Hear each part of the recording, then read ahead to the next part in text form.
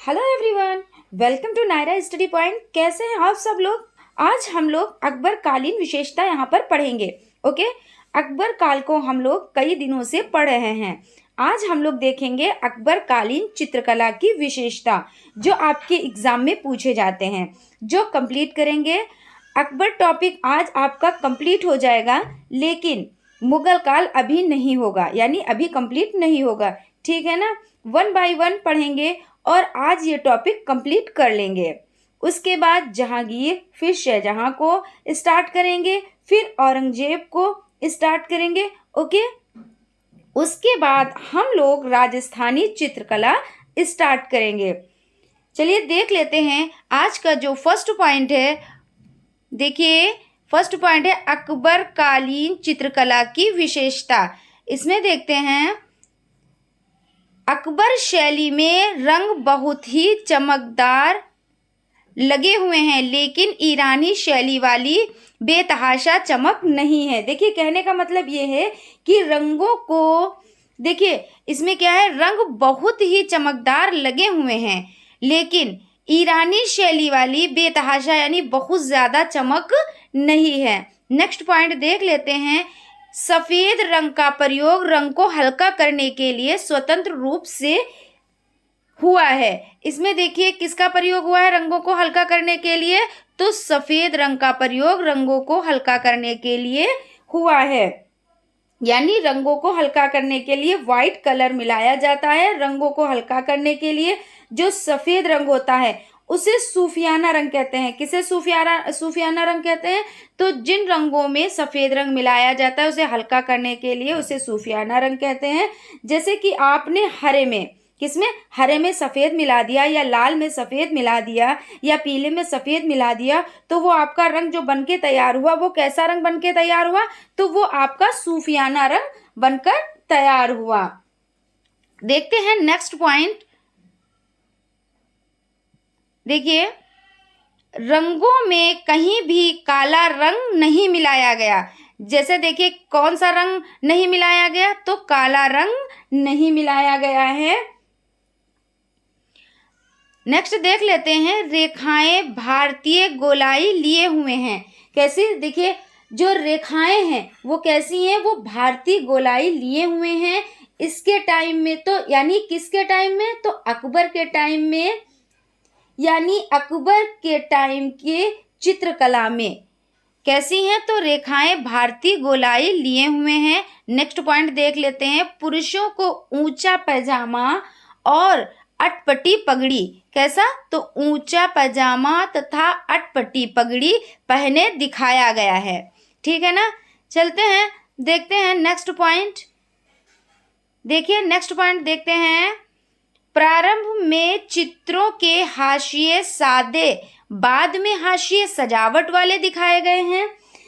देखिए, अकबर के टाइम में काफी चीजें हैं। अकबर के टाइम में चित्रकला का भी विकास हुआ, साहित्य का भी विकास हुआ, भित्ति चित्रण, इसके अलावा इन्होंने पोथी चित्रण का भी काम कराया। इसीलिए एग्जाम में अकबर से संबंधित क्वेश्चन तो पूछे जाते हैं। शुरुआत में जो हाशिए जो बने वो कैसे बने थे? तो हाशिए देखिए इस तरीके से बने हुए थे। हाशिए ऐसे बने होते हैं जैसे ये। तो देखिए, ये हाशिए कैसे थे? तो ये सादे हाशिए थे। और उसके बाद इसमें जैसे कि क्या हुआ, बाद में सजावट वाले हाशिए भी बने। यानी कि शुरुआत में कुछ चीजें सादी विधि होती हैं, पर धीरे धीरे उसमें निखार लाया जाता है, उसमें बहुत बेहतरी से वर्क किया जाता है ना। यहाँ पर देखिए, बेल बूटे और मानवाकृतियों का यूज हुआ है। किसका यूज हुआ है? तो बेल बूटों का यूज हुआ है। किसके टाइम में? तो अकबर के टाइम में। और किसमें? हाशिए में। ओके, हाशिए की स्टार्टिंग कहाँ से हुई? ऐसा क्वेश्चन पूछा जाए तो कहाँ से हुई? तो ईरानी शैली से। कहाँ से? तो ईरानी शैली से हुई। ईरानी शैली ही फारसी शैली है। कौन सी? देखिए, अगर क्वेश्चन आ जाता है कि ईरानी शैली, तो आप ईरानी शैली पे टिक करेंगे, और ईरानी शैली ऑप्शन में ना दिया हो तो फारसी शैली। अगर ईरानी और फारसी शैली क्वेश्चन में दोनों ही ना हो, मतलब आपके ऑप्शन में दोनों ही ना हो, तो मुगल शैली पर आप लोग टिक लगाएंगे, यानी लगा सकते हैं। ठीक है ना। देखिए नेक्स्ट चलते हैं। चित्रों के हाशिए, जैसा कि मैंने अभी आपको बताया कि चित्रों के हाशिए में बेल बूटों तथा मानवाकृतियों की सजावट होती है। ऐसी सजावट कहाँ, तो राजस्थानी चित्रों में नहीं मिलती है, जो मुगल चित्रों में मिलती है। इसके बाद देख लेते हैं, 1.5 चश्म चेहरे तथा 1 चश्म चेहरे प्राय बनाए गए हैं। देखिए 1.5 चश्म और 1 चश्म चेहरे मिल जाते हैं कहाँ, तो अकबर के समय में। कहाँ पर, तो मुगल शैली में। ऐसा नहीं है बिल्कुल भी कि अगर आप बात करें कि जैसे कि 1.25 चश्म चेहरे यहाँ नहीं मिलते, तो ऐसा नहीं है, चेहरे मिलते हैं, लेकिन जिसकी मतलब जो ज्यादातर मिलते हैं यहाँ पे मैं उनकी बात कर रही हूँ। तो 1.5 चश्म और 1 चश्म की बहुलता है। बहुलता का मतलब होता है बहुत ज्यादा मिलते हैं ये, और 1.25 चश्म भी मिलते हैं। यहाँ पर अकबर के टाइम के चित्र की मैं बात कर रही हूँ। ओके, चलते हैं नेक्स्ट। प्रत्येक रंग में सफेद रंग मिलाकर लगाना सूफियाना रंग कहलाता है। जैसा कि मैंने अभी आपको ये चीज बताई है कि प्रत्येक रंग मतलब जैसे हरे में आपने सफेद मिला दिया, लाल में आपने सफेद मिला दिया, या पीले में आपने सफेद मिला दिया, या नीले में आपने सफेद मिला दिया, तो वो आपका रंग कैसा बनकर तैयार हो गया, तो वो आपका रंग सूफियाना बनकर तैयार हो गया। और एक चीज और है, यहाँ पर काले रंग का प्रयोग बिल्कुल भी नहीं हुआ है, ये चीज आप लोग ध्यान रखिएगा। ठीक है ना। अब देखते हैं नेक्स्ट पॉइंट, अकबर कालीन चित्रकला के महत्वपूर्ण तथ्य। इसमें देखते हैं अकबर काल के भित्ति चित्रकारी भी हुई है, यानी अकबर काल में भित्ति चित्रकारी भी हुई है। इसने फतेहपुर सीकरी व अरब की सराय दिल्ली में ईसाई विषयों पर आधारित भित्ति चित्रांकन कराया था। ठीक है ना। फिर नेक्स्ट बढ़ते हैं, देखते हैं कि अकबर स्वयं की तथा दरबारियों की सभी बनवाया करता था। एक अकबर की सभी 1.25 चश्म की है। देखिए अभी जैसा कि मैंने बताया, क्या यहाँ पे सिर्फ जो है आपको 1 चश्म या 1.25 चश्म ही मिलते हैं, तो ऐसा नहीं, या 1.5 चश्म ही मिलते हैं, ऐसा नहीं है। यहाँ पे 1.25 चश्म भी मिलते हैं, लेकिन जो बहुलता नहीं है, तो 1.25 चश्म की बहुलता नहीं है। वरना देखिए अकबर स्वयं की और दरबारियों की सभी बनवाया करते थे, और जो सभी 1.25 चश्म की हैं, यानी अकबर की जो ये सभी बनाई गई वो 1.25 चश्म की है। देखिए नेक्स्ट पॉइंट देख लेते हैं, और देखिए एक चीज और देख लेते हैं कि सभी क्या होता है। सभी का मतलब होता है व्यक्ति चित्र, या इसे पोर्ट्रेट भी कह सकते हैं, यानी कहते हैं कि अगर ऑप्शन में आ जाए सभी तो आप उस पर टिक करेंगे, अगर आ जाए कि जो है व्यक्ति चित्र तो इस पे टिक करेंगे, और अगर पोर्ट्रेट है तो बात एक ही है। ठीक है ना। फिर देखिए अकबर ने जब अहमदाबाद पर आक्रमण किया तो उसके दल में 3 चित्रकार भी थे। तो देखिए इनके दल में कौन कौन से चित्रकार थे, तो सांवल दास नंबर 1 पे है, सांवल दास नंबर 2 पे है जगन्नाथ, और नंबर 3 पे है तारानाथ। सांवल दास ने इस युद्ध का यानी इस युद्ध का चित्र बनाया था।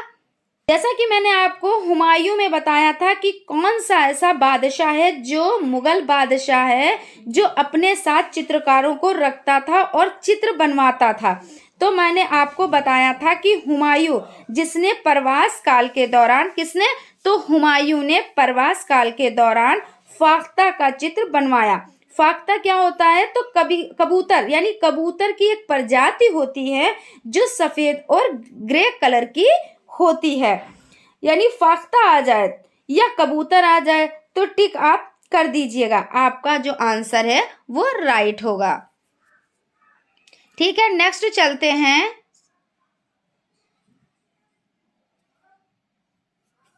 अकबर कालीन संगीतकों में बाज बहादुर, बेजू बावरा, रामदास, तानसेन, गोपाल, हरिदास तथा सुजान प्रमुख थे।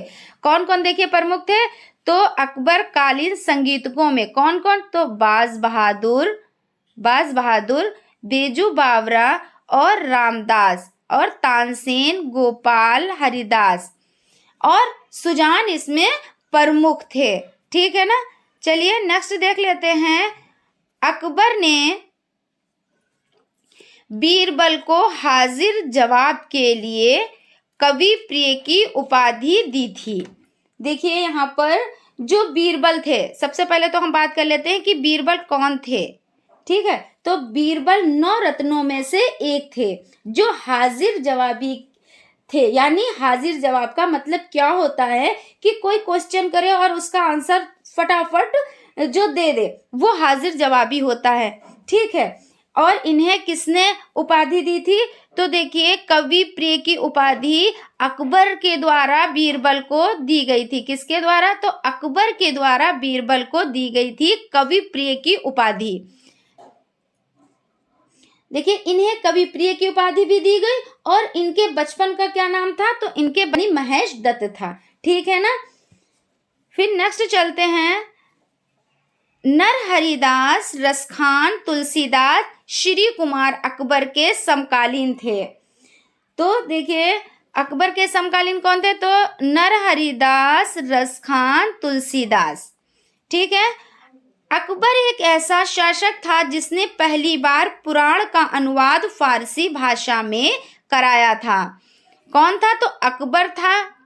क्या था? तो जिसने पहली बार पुराण का अनुवाद फारसी भाषा में कराया था। नेक्स्ट देख लेते हैं। नेक्स्ट पॉइंट है हमारा जो, तो वो है अकबर के पुस्तकालय में भी लगभग 24,000 कितने? तो 24,000 पुस्तकें थी।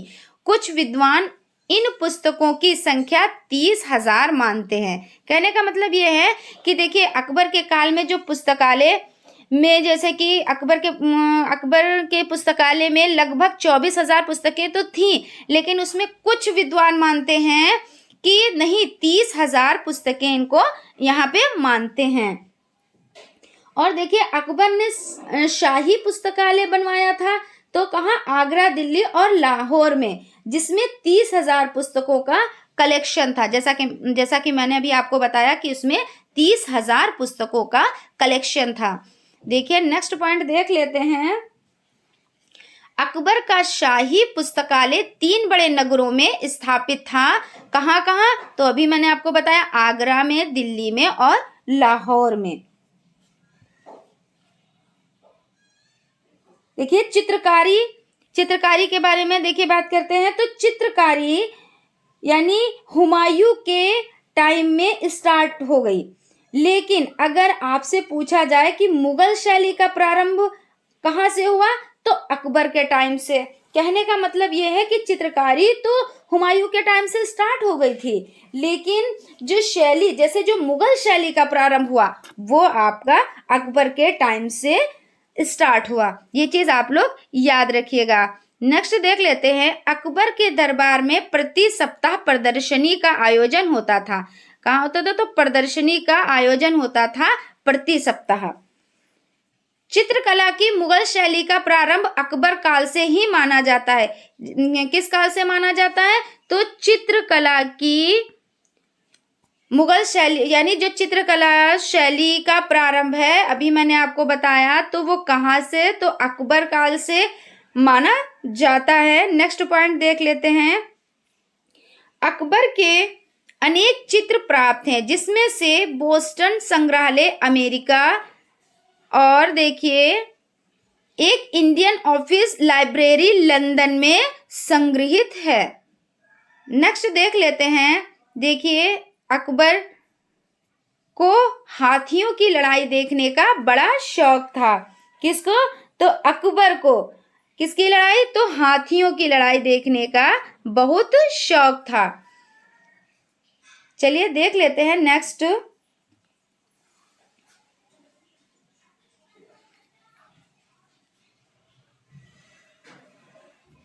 अकबर यानी बालक अकबर पिता हुमायूं को चित्र भेंट करते हुए, ये आपका चित्र है। कौन सा? तो बालक अकबर पिता हुमायूं को चित्र भेंट करते हुए।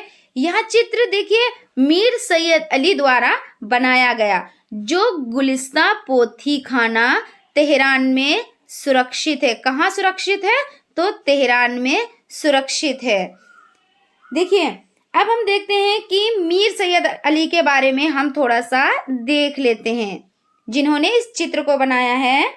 तो सबसे पहली बात तो ये है कि यह अकबर के काल के थे। इनका उपनाम क्या था? तो मैं पहले भी बता चुकी हूँ अपने पिछले वीडियो में। तो इनका उपनाम जुदाई था। ये ग्राम्य जीवन यानी ये ग्राम्य जीवन आधारित चित्र बनाते थे। इनके पिता का नाम क्या था? तो इनके पिता का नाम मंसूर था। देखिए, इसके अलावा इन्हें एक उपाधि भी दी गई। कौन सी उपाधि दी गई?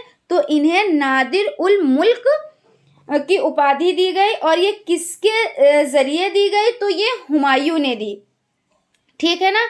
देखिए, हुमायूं के साथ अब्दुस समद शिराजी और मीर सैयद अली, ये जो दो लोग आए थे, कब आए थे? तो 1555 ईस्वी में। देखिए, ये पॉइंट आपका मोस्ट इम्पॉर्टेंट है, इसे अच्छे से याद रखिएगा, जिससे जैसे एग्जाम में ये आते हैं तो आप इस पे फटाफट टिक कर सकें।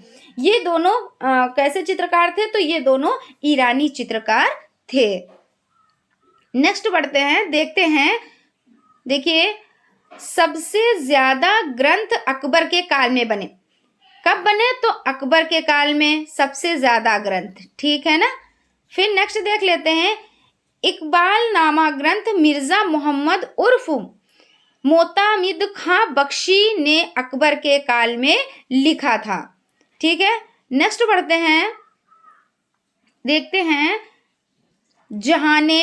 देखिए, जहाने शफक ग्रंथ मुकम्मल खां ने अकबर के काल में लिखा था। कब लिखा था? तो जहाने शफक को देखिए मुकम्मल खां ने और किसके काल में लिखा था? तो अकबर के काल में लिखा था। नेक्स्ट देख लेते हैं। देखिए, ग्रंथों में एक ही चित्रकार का कार्य ना होकर कई चित्रकारों का कार्य होता है, बल्कि एक चित्र भी कई चित्रकारों के द्वारा पूरा होता है। देखिए, कहने का मतलब ये है कि जो ग्रंथ हैं, यानी देखिए जो ग्रंथ हैं उनकी जो चित्रकारी का कार्य होता है, यानी उस पे जो वर्क किया जाता है, तो उसको कई लोग मिलकर करते हैं। ऐसा नहीं है कि एक ही लोग कर देते हैं, बल्कि कहने का मतलब ये भी है कि जो चित्र एक चित्र होता है, उस चित्र को भी कई लोग कंप्लीट करते हैं। ठीक है ना। नेक्स्ट बढ़ते हैं, देखते हैं अकबर कालीन चित्र। कौन से? तो अकबर कालीन चित्र के बारे में देख लेते हैं। इसमें देखिए, गांव के कुएं पर स्त्रियां। ठीक है। इसमें सेकंड है हीरे कटाई की मशीन, और नंबर थर्ड है, यानी नेक्स्ट पॉइंट है हमारा, स्त्रियां सूत काटते हुए। ये चित्र अकबर कालीन चित्र हैं। और इसमें और भी चित्र हैं, जैसे देखिए किसान खेत काटते हुए, धोबी और उसकी पत्नी, और मस्जिद का एक दृश्य। ये भी कहाँ का है? ये भी अकबर के काल का है। चित्रों में है ये, देखिए। और नेक्स्ट है ज्योतिष और बुनकर अपना कार्य करते हुए। ये भी चित्र है इसमें। ठीक है। और देखिए इसमें क्या है, जो अकबर, देखिए जो अकबर तथा जहांगीर के काल में तीन महिला, कौन? हम महिला की बात कर रहे हैं। तीन महिला जो चित्रकार हैं उनका नाम आता है। तो उसमें देखिए किनका किनका नाम आता है? तो उनमें देखिए नाम आता है नादिरा बानो का। किसका? तो नादिरा बानो का आता है चित्रकारों में, महिला यानी महिला चित्रकारों में। और देखिए शाइफा बानो का आता है नाम, शाइफा बानो। और देखिए रुकैया बानो का भी नाम आता है।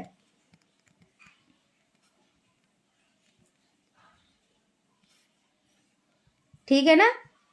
रुकैया बानो का भी नाम आता है। देखिए इस तरह से जो अकबर और जहांगीर के काल में तीन महिला चित्रकार थी, उनका नाम क्या क्या है? तो नादिरा बानो और शाइफा बानो और रुकैया बानो। ठीक है ना। ये इनके यानी अकबर और जहांगीर के काल की चित्रकार थी। कौन? महिला चित्रकार थी। ठीक है ना। नेक्स्ट चलते हैं। देखिए इसमें क्या है, राय कृष्णदास के अनुसार अकबर के काल में 20,000 चित्र बने थे। कितने चित्र बने थे? तो 20,000 चित्र बने थे। 20,000 चित्र बने थे। ठीक है ना फ्रेंड्स, आज यहीं तक आपका यानी जो अकबर से संबंधित जो चीज़ें थी, जो मोस्ट इम्पोर्टेंट थी, जो आपके एग्ज़ाम के लिए कि मतलब एग्ज़ाम में ये आएंगी या पूछी जाती हैं, तो वो मैंने आपको बता दिया है। आज से आपका यहाँ तक का कंप्लीट हो गया है। फ्रेंड्स, हमारे चैनल को लाइक कीजिए, सब्सक्राइब कीजिए और बेल आइकन को ज़रूर दबा दीजिए, जिससे आने वाली वीडियोस आप तक पहुँच सकें। Thank you.